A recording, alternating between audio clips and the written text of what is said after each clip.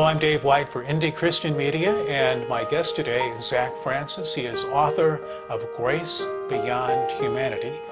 I belong in prison, don't I? That's what Mom thinks. That's what Naomi thinks. That's what everybody thinks. People don't go to prison for 19 years for a DUI. They go to prison for things like murder, armed robbery, drug dealing. Most of my clients spend 5 to 20 in prison, and the first thing they do when they get out is commit another crime. The story centers around a guy named David, and he has spent 19 years in prison. And he comes out and he feels like he was mistreated. He feels like the justice system gave him a raw deal. But he still wants to put his life back together. So he comes back to the town of Oak Hill, West Virginia. But because he doesn't realize he did anything wrong, he ends up hurting everybody around him. But what if David has changed? What about Paul? He tortured, he murdered, he prosecuted Christians. What about that girl up the street who got her life turned around after finding Jesus? You know what? I thought you were praying and reading your Bible, but I was obviously wrong. He hasn't admitted to being an alcoholic. But he's admitted to drinking. He won't even read the classifieds I gave him. He's taking responsibility for his actions. You know, the other day I asked him how counseling was going. He didn't want to talk about it. All he wants to do is read the Bible. And that's not a change? What we're dealing with when we're talking about grace in this context is this idea of total forgiveness. And what exactly does forgiveness mean? Throughout this process of researching this play, the idea came up, how do we forgive somebody that hurt us? Christ calls us to forgive our enemies. But who really is our enemy? Is it somebody that's clear across the ocean? Or is it our next door neighbor that called the health department on us? Or our coworker that stole a project? Are those our enemies? And if they are, how do we forgive them? Does that mean we trust them again? Aunt Ruby said that we were going to play a game. She was going to be Jesus and I was going to be me. Aunt Ruby, I mean Jesus, went and got a colored Easter egg and said clean it. Okay, well, what does that have to do with writing a letter? I don't know, but that's what she said. Clean the Easter egg. Clean it? Clean the egg, that's what she said. Go ahead, Mom, clean the egg. Okay, are we playing the game now? Okay, well, I'm going to have to see what we have. No. Sit down and clean the egg from where you're sitting.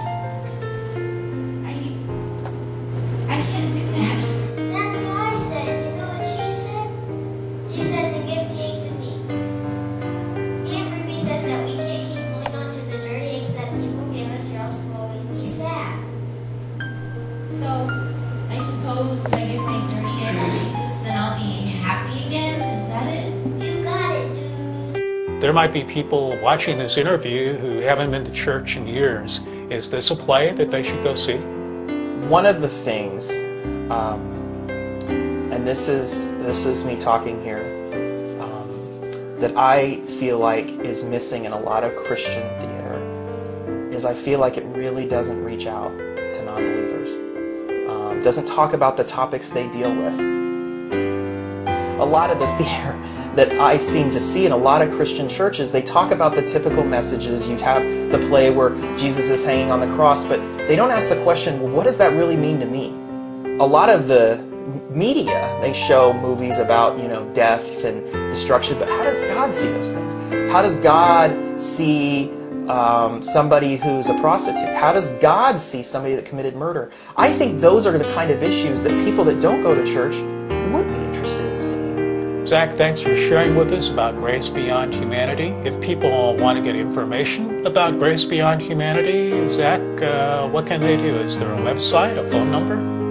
Well, they can Google search the website, Grace Beyond Humanity, and there is a link there.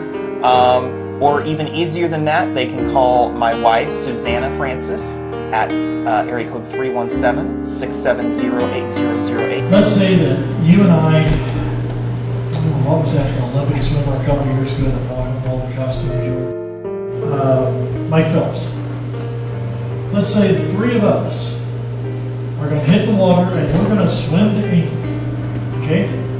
I'm an old fat man. I float. If the current's going the right way, I might make a run. You're in better shape. You've worked out. you're strong, you might make 10. Phelps hits the water, he's got those webbed fingers, he's got those 6-foot arms, 150 miles. Where does that leave us? Well, if rescue boat doesn't show up, then we all drown. Exactly. You see, Jesus doesn't care about the size of our mistakes. He doesn't care how big or how small they are. But Jesus is the only